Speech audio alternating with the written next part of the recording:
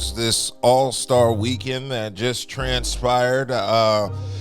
I'm very disappointed just in how they structured the All-Star weekend. This is what happens when TNT loses sports to NBC. The All-Star weekend start very early, earlier than expected. I want to say 2 hours. Normally it starts at 7 p.m. Exactly. And that threw me off because I was not expecting that. I didn't see anything about it starting early. So I did see it started at 5 p.m., but I was assuming that was when coverage started. So I tuned in about 6 o'clock thinking that everything was about to get started, but the three-point contest had already happened. Yeah, and you said Damian Lillard won? Yep, Damian Lillard won again. I missed the entire three-point contest. I did too. Only time I caught the notification. That's what I'm saying, because like usually, like I said, TNT it'd be like 7, starting around 7-ish, 8 o'clock, but they started super early. And I know it's in LA. Yeah. You know what I'm saying? So they are 3 hours behind, but still. Well, that's earlier than expected still. Exactly. I mean, people in crazy. LA would expected to start at about 4 p.m. Exactly. And then they had to do it at 2 p.m., which is earlier than they wanted to go. So the All-Star weekend started early. I missed the first event. By the time I tuned in, it was the Stars competition, and I believe New York Knicks finish. And then I did see the dunk contest. Which it was fairly good. It was decent. What, his name, Kenyon Johnson from the Miami Heat. He won. Didn't he jump over E40? That was Kenyon. He did that. Gotcha. He jumped over E40, you know what I'm saying? So me personally. Sprinkle me, Mike. Yeah. Jason Richardson's son was in it. Yeah. He made it through the first round. Second round, he missed a dunk and his head hit the floor and he got back up and still dunked. You know what I'm saying? Yeah. So I think the adrenaline was pumping then. You're going to feel that tomorrow. Yeah, he definitely is. So Jason Richardson's son was in it. Other than that, it was fairly good. I mean, it was fairly good versus past years. You know, these guys actually done it. Brian actually had a chance to win. I 50 on. If he'd have waited and did that second, he would have won. Yeah, the dunk contest. Exactly. Choosing the right dunks at the right time. Right. So he dunked and got a 50. Then the second dunk that he attempted, he couldn't get it. So he ended up just doing it's an average dunk. Yeah. And he ended up He losing. just did a safe dunk so he could get through to the next round. Well, actually, it was in the finals, and that's what happened. In the finals, he got a 50. I saw that. Yeah, the first dunk, it was a 50. And the second dunk, he couldn't get it, so he had to do just register a dunk and end up got to score like a 45, and that ended up causing him to lose. Yeah. So, I mean, it was competitive. Yeah, I'll say that. But, I mean, was it a legendary dunk contest? Nah, because, like, again, when we had the likes of Kobe, Mike, Vince Carter, like I said, between Kobe and Vince, they're the greatest dunkers of all time. You know what I'm saying? Especially Vince. You know what I'm saying? So, Vince, he don't care whether this would make Vince him and Kobe even more.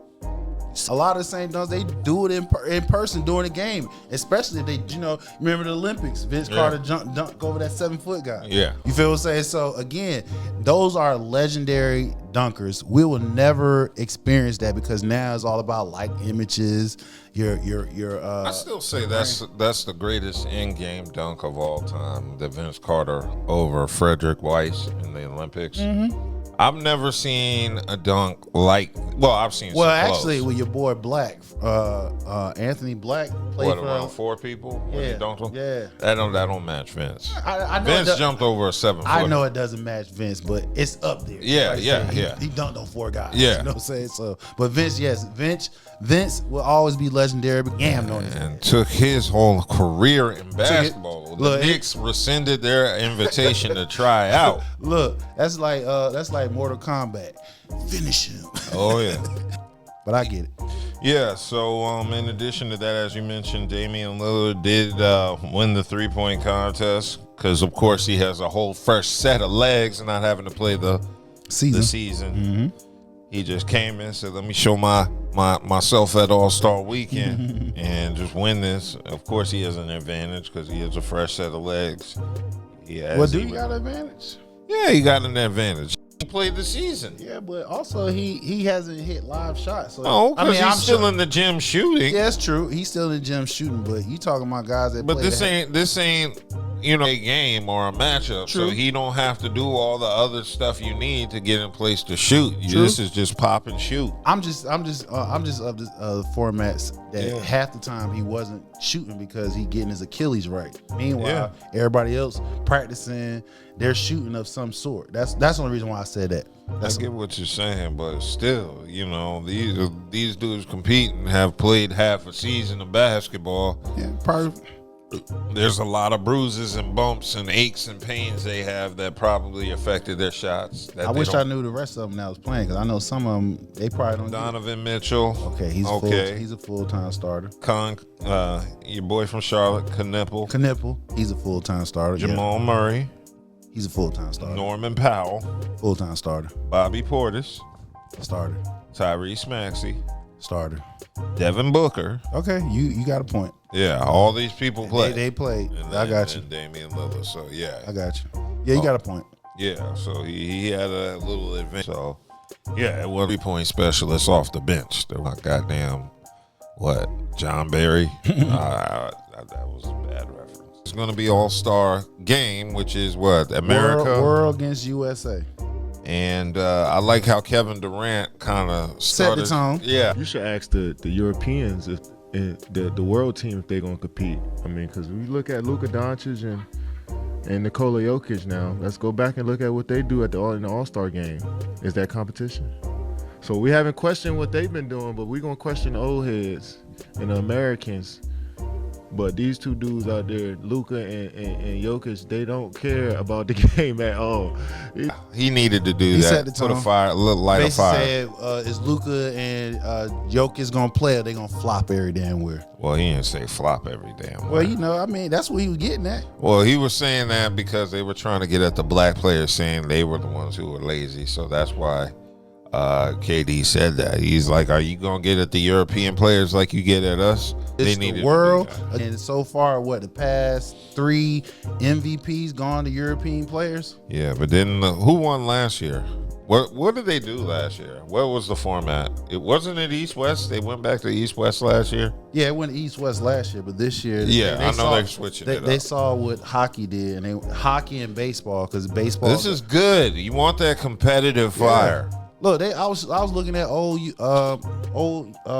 clips from past All-Star game. Well, of course, Kobe, he checking LeBron all the way down the court. You know what I'm saying? Yeah. Kobe setting the tone. I mean, that was like 20 years ago on top of that. You know what I'm saying? That would make it so bad.